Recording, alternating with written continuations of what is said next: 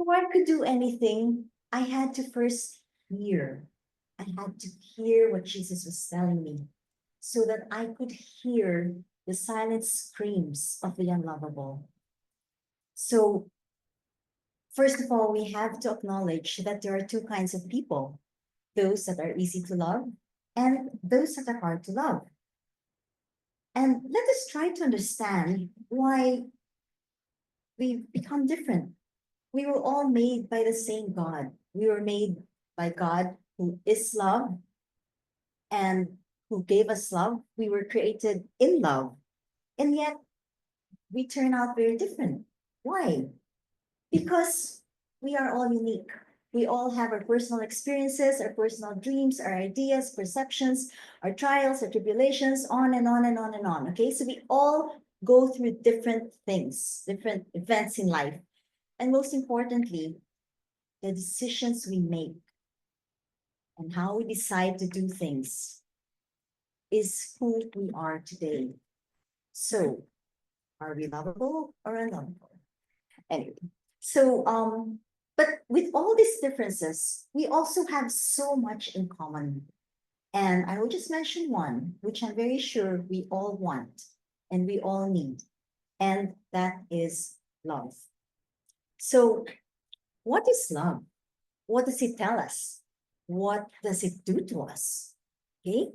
When I was a teenager, I used to think that love was a feeling. Schoolgirl crush, like moments. He looked at me, he smiled at me, he talked to me.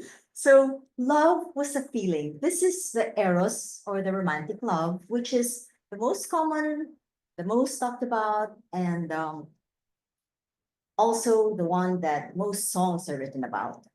So this eros love is a love that is a feeling and it is me oriented. How I feel, what I want. Then when I got older, I realized that love was not just a feeling, it was also a choice. And I realized that, yeah, I love my family, I love my friends. But so it's a choice. Although we say that we cannot choose our families, true, we have to admit that even among our blood relatives, we have our favorites. So we do choose even our families and our friends, of course. That's no explanation needed. We choose our friends. So this kind of love is based on shared interests and is we oriented. So from me oriented to we oriented. But the love that Jesus talks about today is the highest, the purest, the most perfect kind of love. And this is the agape. And I only learned about this when I started attending Bible classes and prayer meetings. So this agape love is Christ based and is others oriented. So from me to us, or we to others. So those are the three kinds of loves. And unfortunately, this agape love is also the rarest, the least known, because it is the most difficult to understand, to accept, and the most difficult to apply, to live. Okay? Because here it tells us, Jesus tells us to love your enemies, do good to those who hurt you, bless those who curse you, pray for those who mistreat you. Whatever happened to an eye for an eye, a tooth for a tooth? That sounds better to me. But then again, as they say, if everybody follows this, the world will be toothless and blind. So why should we bless those who curse us? Father Georgia mentioned last week that curses are blessings. Why? Somebody curses us, pray for them, we bless them, you get back what you give. So if you give blessings, blessings come back to you. So they can become blessings. Okay?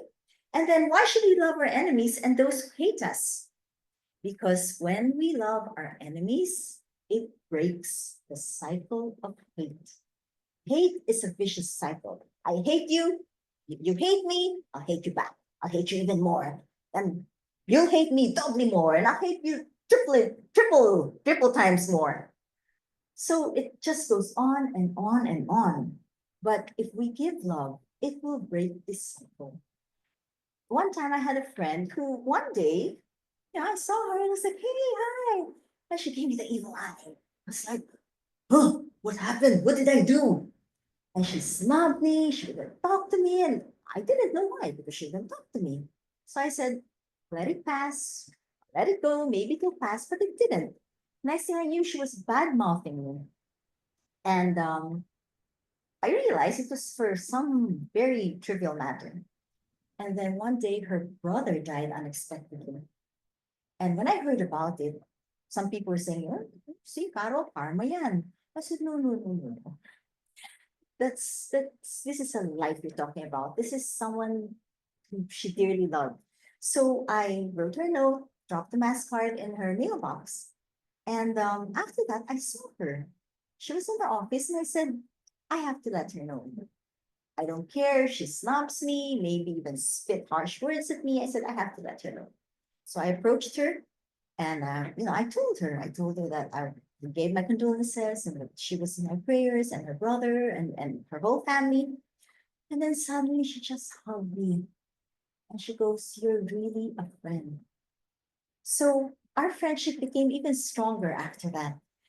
So if we think about incidents like that, it's easier to love those who hate us, because really, love does break the cycle of hate. I try to keep that in mind.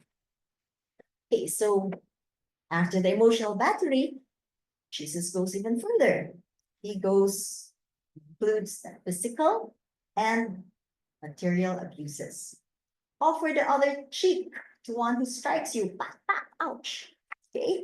And then from the person who takes your cloak, do not withhold even your tunic. Give to anyone who asks of you, and from the one who takes what is yours, do not demand it back. So it's like, what a bitter pill to swallow. Isn't this condoning violence and encouraging theft and fraud? But then again, violence is not the nature of man, if you think about it. Like I said, man was born good. So I know someone who had a violent streak, and I couldn't understand because he would be happy, he would be laughing, but he would snap and he would get violent. And I couldn't understand it. And then one day his sister told us that as the eldest in the family, he was held accountable for anything that went wrong, even if it wasn't his fault. So he got all the brunt of the punishment. It all went to him. He was punished a lot. So I guess when he grew up, he became violent. So again, what lies behind hate and anger? Um, Maybe resentment. Maybe when we were growing up, or people were growing up, they had classmates who were very wealthy, and they saw all the luxury which they did not have. So they grew up insecure, harboring resentment, not liking people who had more than them. And what happens when they become successful later on in life? They have to prove that they are powerful. They have to prove, I am successful. I did this. This is me. And they have to, try to tell people, I am in control. And sadly, sometimes they do this by treating their subordinates like slaves, or putting down people who don't have as much as them. The sad part is they're really not in control. Hate and anger are the ones who are in control. And then, this one. Why do people become greedy and resort to crime? Today, there are so many scammers, hackers. It's mind-boggling, whether it's digital or face-to-face. People are just mean. For me, it's like mean, and it's sad that a lot of this happened. A lot of my friends had their accounts hacked, and most of it happened during what is supposed to be our season of love and joy and giving. This was most rampant during the Christmas season. And talking of victims, my daughter and I were victimized, not just once, not just twice, 3 times. So it's like, I was so angry and I couldn't sleep. And I was like, what is happening to this world? And I tried to understand why someone would be willing to sacrifice their morals and values for something temporary, right? For and they do it by cheating others. Then I remembered a talk I listened to a long time ago, and the speaker said, listen to the little voice inside of you. That's the Holy Spirit talking to you. And I never forgot that. So now when I say, oh, I have my profound revelations, I always say, thank you, Holy Spirit. Anyway, so today, the little voice speaks again. And Jesus says, pray for those who mistreat you. Ah, there it is. The secret weapon. Prayer. Always go back to basics. Prayer. And when we pray, let's just try to hear what Jesus is really telling us and listen to what our enemies and unlovables are really saying. Usually we see what's on the surface, but we don't hear what they're saying, what they're screaming out loud. So I thought about it and I said, could it be that they are in dire need? Maybe they really need the money. Maybe there's no food. And I always think of Les Miserables, where he stole a piece of bread. I mean, out of desperation. Or maybe a loved one needs medical attention and can't get it because they don't have the funds. So they resort to doing something unscrupulous. And then again, maybe they don't believe they're good enough. They are so insecure. They have very, very low self-esteem. They think that I have to be like her. I have to have what he has. So they will cheat and steal and maybe sometimes even kill. This is this result, I think, right? Yeah, I tried to find the reasons of low self-esteem. And they have to pretend to be someone they're not and have something they don't. I always used to tell my daughter, never pretend to have something you're not. Be someone you're not and have something you don't. Because then it just means that you don't love yourself enough. So how can we love the unlovable? Webster's dictionary says unlovable, definition, not lovable. So we cannot love them. So, but is it impossible? In Matthew chapter 19, verse 6, it says, with man, this is impossible. But with God, all things are possible. Again, a very, very familiar phrase. So let's watch this video. It's a song entitled Love God, Love People by Daniel Wilkie. After I found it, at night it would be running in my head, love God, love people. So I thought the message was very, very clear. Is it possible to love the unlovable? Definitely. And as the song says, we can even keep it real simple. Love God, love people. But how do we love God? So Jesus said, love one another as I have loved you. We love God by loving others. Exactly what the song says. And how do we love others? First, we have to know who we are. Who are we? We are children of God. Again, like I mentioned earlier, we are loved by Him, created by Him, created by love and in love. So as children of God, we have love. We've always heard it again and again and again. You can't give what you have, what you don't have. But God gave us love. So we can give love. We can love. Even the unlovable, those that are hard to love, we can. It is possible. If we know who we truly are, We are confident about our identity. No insecurities. We don't need the approval of people. We shouldn't care how they look at us for as long as what we're doing is right. We don't need an image that is not us, that is not who we are. All we need to be concerned about is how our God sees us.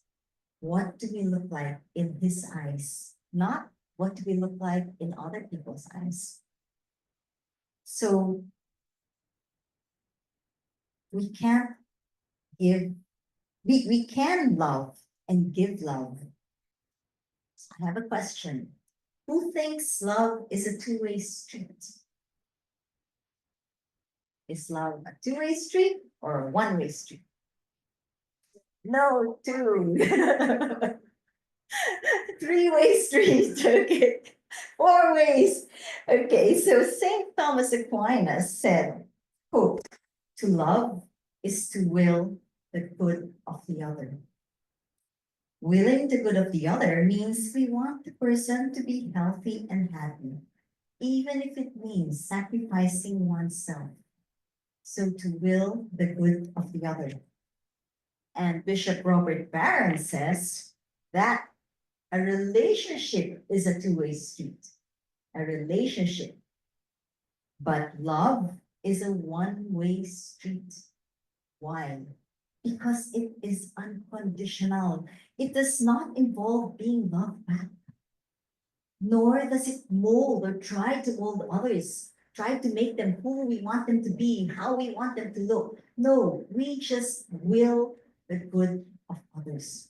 And it is simply making a decision to choose the good of the other, here it comes, over our own wants. So the perfect example, of course, is Jesus' willing sacrifice on the cross, to die for us on the cross for our salvation. Now, did he ask anything in return? No. He just said, I will die for everyone. And whether we want to take the salvation or not, again, is up to us. It's our choice. He gave it to us. It's our choice whether we want to take it or not. But let's be clear, let's be clear. This does not mean that we become doormats. Okay? Doesn't mean that we allow to be stepped on and be taken advantage of. There are boundaries. And what we need to do is when we love, we don't give them what they deserve. We give them what they need. Now, I mentioned earlier, they deserve that because they did this to me. No, let's not pray that way. We give them what they need. And sometimes what they need is not necessarily what they want. So it doesn't really mean giving them what they want. We give them what they need. So, second point, unforgiveness. Knowing who we are, knowing what we can do, knowing that we have the capacity to love, and acting on it are two different issues. If our hearts are full of negative thoughts, feelings, and most of all, unforgiveness, there will be no space for love. We will have no love in our hearts because it will be full. Why? Because unforgiveness grows rapidly and becomes a very heavy burden to carry. And I don't know, I'm pretty sure some of you have heard a story about the teacher who told the students to think of all the people they had grudges against, and for every person, pick a potato. The bigger the grudge, the bigger the potato. And I was telling this story to a friend of mine. She goes, oh, I need a potato this big. So anyway, so the more grudges you have, the more potatoes you pick, the bigger the grudge, the bigger the potato. So they were instructed to put these potatoes in their backpacks and carry every day, everywhere they went. At night, they had to put it beside them in their bed. In the morning, pick it up again. So they did. Days turned into weeks. By the second week, they started complaining. They were like, teacher, we've been carrying this for 2 weeks. It's getting heavy. And it's starting to smell. It's getting moldy. My bag has molds inside. It's gross. And then she explained, that is what unforgiveness is. That's what unforgiveness does. You carry it with you everywhere you go, every single day. You sleep beside it. And then the longer you carry it, heavier it gets. But worst of all, it starts to rot. And you start to rot inside. The resentment and the hate starts to eat you up. And then you get smelly. It starts to manifest in the outward. That's when you get angry and hateful and hurtful. And you become bitter and miserable. So that's what unforgiveness does. And another analogy also that I heard that I like very much was when someone said, unforgiveness is like drinking poison, blah, blah, blah, blah, blah, and then waiting for this person to die. I was like, why? Because again, resentment and all the negative thoughts will torment your mental state. It'll keep you up at night. You'll be anxious. You'll be angry. And then you will not have peace. And then you die inside. You die inside. And eventually, even your physical health gets affected. I'm sure we all know studies have shown that stress increases the risks of developing cancer. We all know that. So while you are suffering internally and physically, imagining all these things in your head, what is the person doing? Oh, probably sleeping like a baby, enjoying, partying, celebrating, and laughing. Probably this person doesn't even know you're mad at him or her. So it's crazy. It's crazy what unforgiveness does to us. Okay? You become a prisoner, sometimes even a prisoner on death row, and you sentence yourself to that prison. And only you have the key to that cell that you are locked up in. Unforgiveness is a very heavy burden to carry. When we forgive, our spirits are free. When we forgive, we can go out every day and do what we want, and we don't have to worry about you're going, who's going. I don't want to see this person. I don't want to see her, so I won't go. I won't attend. Let's not live our lives that way. Our spirits are free. Let's forgive. Okay? And then my third point is forgiveness and freedom. Like I said, the one holding the key is you. Everybody carries a burden that we cannot see with our physical eyes. I've mentioned this beginning, I've mentioned it so many times, and that's why it is so easy to misunderstand a person. But when we harbor resentment and biases, it blinds us even more. We don't just need glasses, no surgery is going to cure the cataract in our eye. We get totally blind. And to us, an unlovable person is simply that, an enemy, an unlovable person. And that is when it becomes very difficult to forgive. And in your mind, even if it is impossible for me to forgive. But when we choose love, it becomes easy to forgive because the eyes of our hearts are open. I've said this so many times today. And as the inner pain and turmoil that is raging inside these people who are labeled by the world, sometimes by us, as unlovable, slowly comes to view. And the outer manifestations of violence, nastiness, hatred, greed, we start to fade because we begin to see the person as a person.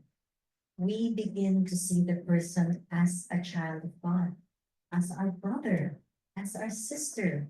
They're not just a nobody. They are our brothers and sisters. Then when this happens, empathy comes in. We we understand, we step into their shoes. And when we step into their shoes, we feel what they feel. You know, it's one thing to say, oh yeah, but then to enter into their world, to see what they go through, to feel the hunger, to feel the need for love.